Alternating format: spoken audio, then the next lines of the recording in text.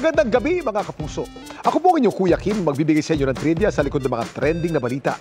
Tiyak kikinang ang dalawang mga mata sa nadiskubring diamante kamakailan. Ito lang naman ang second largest diamond sa buong mundo. Saan kaya ito matatagpuan? May kasabihan na a diamond is a girl's best friend. Pero tiyak magiging BFF o best friend forever ng sino mang babae ang diamanting ito. Ang 2,492 karat diamond kasing ito ang tinuturing ngayong second largest diamond sa buong mundo. Ang naturang diamante nahukay kamakailan sa isa sa pinakamalaking diamond producer sa buong mundo, sa Botswana sa Africa. Nadiskubre ito sa pamamagitan ng X-ray technology. Malaki na talaga yung value niya. Kasi kahit na makakuha ka ng hindi naman perfect, tapos ganun kalaki, hindi na ordinaryo. Hindi mo masabi kung ilang billion yun. Kuya Kim, ano po bang ibig sabihin ng karat? Kuya Kim, ano na?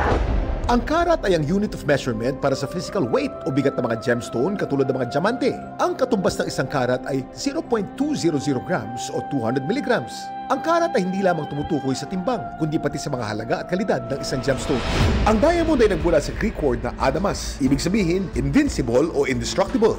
Ayon sa most hardest scale na siyang sumusukat sa tigas ng isang mineral, ang mga diamante nakakuha lang naman ng 10 out of 10. At kaya napakatigas ng brilyanting ito ay dahil sa natatangi nitong struktura. Carbon yan sa ilalim talaga yan. Mostly Africa, yung weather nila Marami talagang diamond. Pinakamatigas na mineral na yan. Puti man ang madalas na kulay ng diamante na ating nakikita, pero matatagpuan pala ito sa bawat kulay ng baghari. Ang pinaka-rare sa mga ito, ang blue, green, orange at red.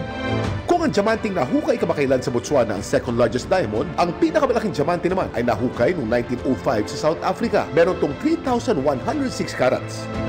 Mula noon, tinuturing na ito sa pinakamahal na brilyante sa buong mundo. Pero alam niyo ba kung magkano na ibenta ang pinakamahal na diamante sa buong mundo?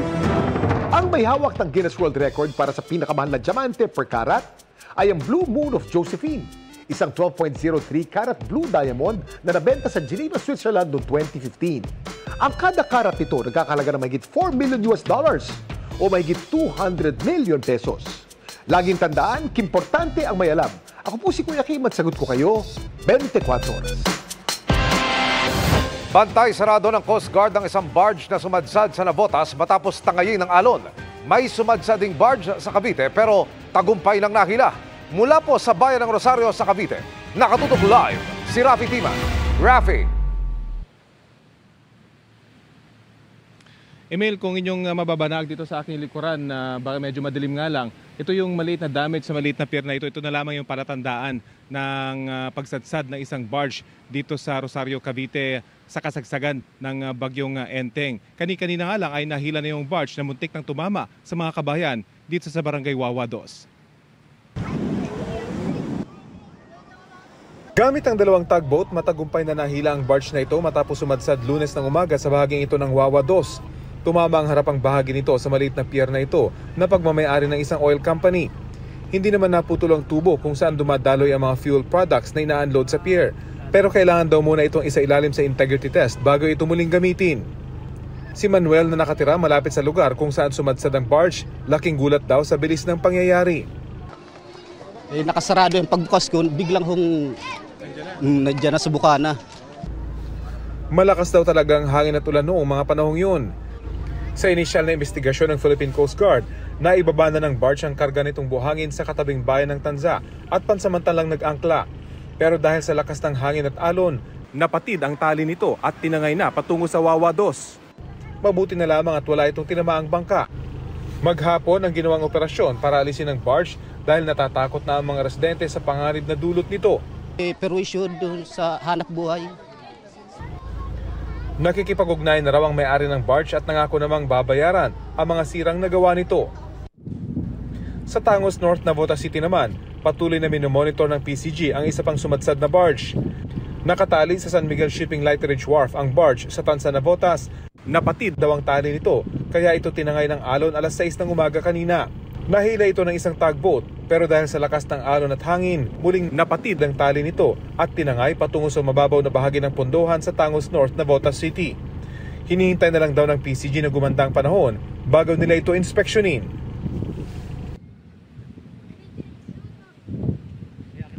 Emil, sa ating mga nakausap na Philippine Coast Guard, may yung mga mangingisda dito sa Tansa Cavite ay very common na raw talaga yung mga napapatira ng mga barko kaya mga barge kapag nangyari yung isang malakas na bagyo. Kung kaya mga otoridad ay i-review daw yung mga panuntunan sa pag-aangkla ng mga barko tuwing may paparating na bagyo. Emil? Maraming salamat, Rafi Tima. Mahigit 200 barko ng China ang namataan ng Armed Forces of the Philippines sa West Philippine Sea nitong nakaraang linggo. Mula noong August 27 hanggang kahapon September 2, ay 165 Chinese maritime militia ang namataan. 24 naman ay sa China Coast Guard, 12 sa Navy ng China at 2 ay Chinese research vessels. Nakita ang mga yan sa Bajo de Masinloc, Ayungin Shoal, Pag-asa Islands, Kota Island, Rizal Reef, Escoda Shoal at Iroquois Reef. Pinakamarami ang nasa Escoda Shoal kung saan binangga ang BRP Teresa Magbanwa ng mga barko ng China. Ayon sa Philippine Navy, ito ang pinakamaraming bilang ng Chinese ships na namataan sa West Philippine Sea. Sa kabila niyan, patuloy na tutuparin ng AFP ang mandato nitong protektahan ang ating teritoryo. Umaaray ang COMELEC sa 14 na bilyong pisong tinapyas ng Budget Department sa kanilang 2025 budget request. Ito pa naman daw ang taon ng eleksyon. Ang posibleng epekto sa pagtutok ni Jonathan Andal.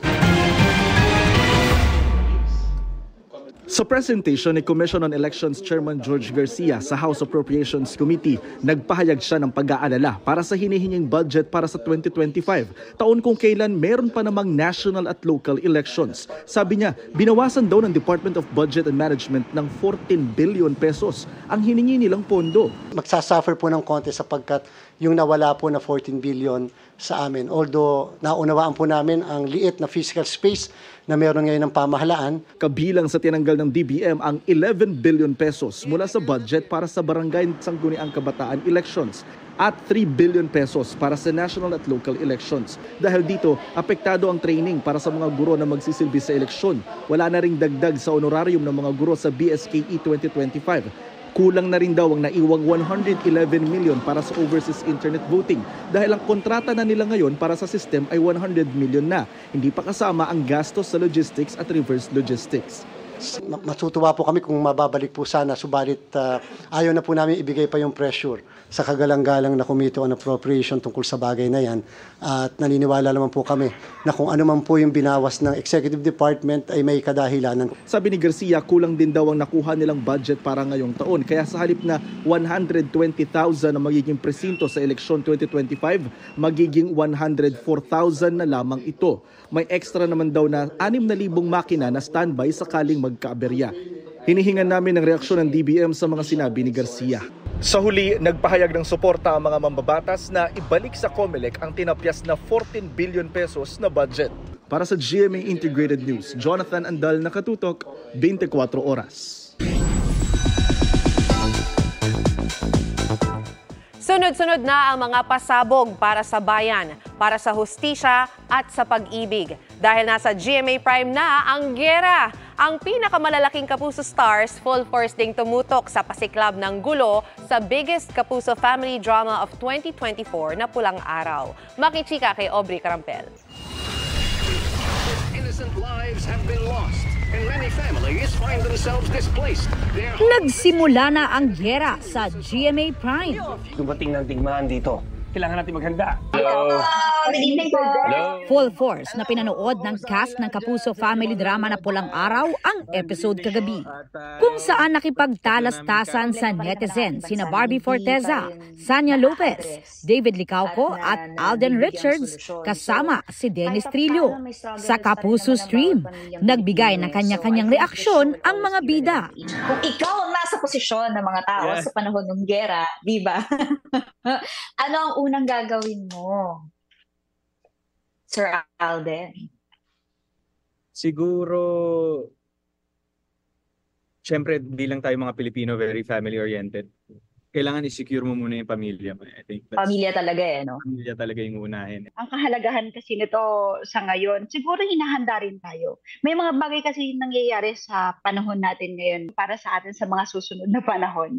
dapat mas maging grateful tayo ngayon. I think it also teaches us resilience and also like fighting for what we love and fighting for what's right.